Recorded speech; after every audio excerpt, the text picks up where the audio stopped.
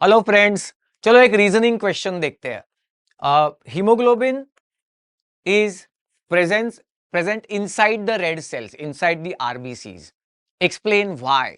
अब ये एक्सप्लेन मतलब इसका बेनिफिट क्या है, इसका एडवांटेज क्या है, ये एक पार्ट।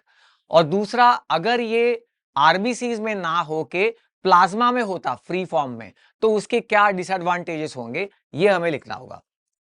तो बेनिफिट्स क्या है? Higher oxygen carrying capacity.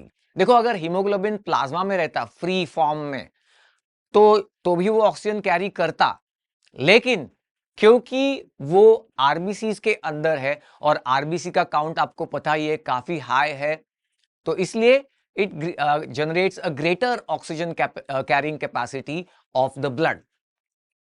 Second point is more efficient oxygen delivery. Particularly यानी दूसरे किसी सेल में ना होके हीमोग्लोबिन आरबीसी के अंदर होने का क्या बेनिफिट है? तो एक तो हमने देख लिया, आरबीसी काउंट बहुत ज्यादा है, तो ऑक्सीजन कैरिंग कैपेसिटी भी उतनी ज्यादा है। और दूसरा ये कि किसी दूसरे सेल से अगर आप कंपेयर करो, तो आरबीसी के कुछ स्पेशल फीचर्स है, जैसे कि उसका बायकॉन्केव शेप और उसकी फ्लेक्सिबल मेम्ब्रेन। इसकी वजह से ये एकदम narrowest regions of the circulation में से भी ठीक से पास हो सकती है आरबीसी। और इसका मतलब ऑक्सीजन की डिलीवरी एकदम नैरोएस्ट रीजन्स में जाके भी की जा सकती है। And that's another benefit. RBC के अपने स्पेशल फीचर्स की वजह से oxygen delivery becomes efficient, particularly flexible membrane of the RBCs. और तीसरा, अगेन आरबीसी से रिलेटेड ही है, कि आरबीसी में ना न्यूक्लियस है और most of the cell organelles भी मिसिंग है, नहीं है। इसका मतलब क्या? कि भाई एक जगह तैयार हो गई, स्पेस मैक्सिमाइजेशन, काफी स्पेस मिल जाती है, तो उतना हीमोग्लोबिन का अमाउंट भी आरबीसी के अंदर ज्यादा बैठ सकता है, and therefore oxygen carrying capacity भी ज्यादा एनहांस हो सकती है। तो ये हो गए benefits of haemoglobin being inside the RBCs. अब देखते हैं कि अगर ये ना होता, यानी हीमोग्लोबिन अगर प्लाज्मा में होता फ्री फॉर्म में, तो क्या प्रॉब्लम्स हो सकते थे? पहला, ये सबसे बड़ा प्रॉब्लम ये होता कि प्लाज्मा में अगर हीमोग्लोबिन होता, तो प्लाज्मा की विस्कोसिटी जो है वो बहुत ज्यादा होती।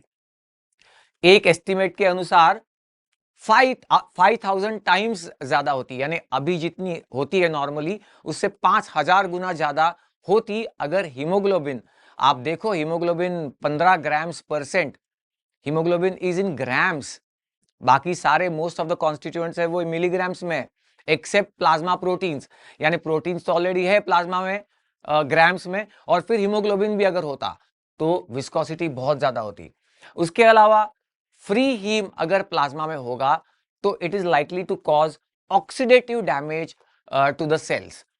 और तीसरा प्रॉब्लम ये हो सकता था कि अगर हीमोग्लोबिन प्लाज्मा में है, फ्री फॉर्म में होता अगर, तो किडनी को उसे हैंडल करना पड़ता।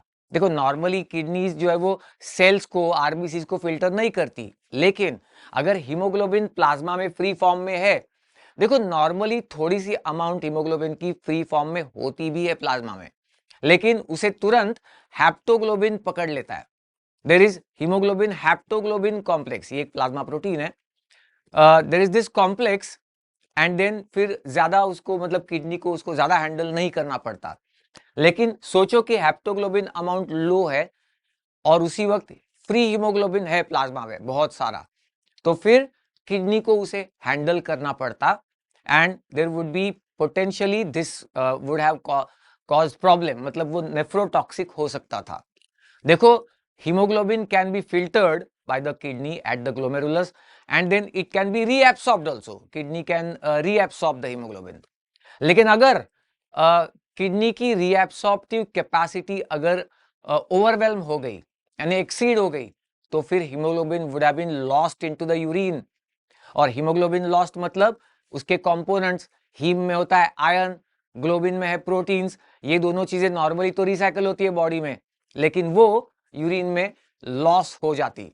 तो body economy would suffer greatly अगर हीमोग्लोबिन फ्री फॉर्म में प्लाज्मा पे प्रेजेंट होता तो। और that's the benefit of haemoglobin being present inside the red cells. एक तो सेल के अंदर होना ये बेनिफिट, और दूसरा आरबीसी जैसे सेल के अंदर होना ये एडिशनल बेनिफिट। तो ऐसे रीजनिंग क्वेश्चंस हम रेगुलरली डिस्कस करते हैं, क्लिनिकल केसेस डिस्कस करते हैं। तो क्या आपने अब तक चैनल को सब्सक्राइब किया? नहीं किया तो अब कर लो।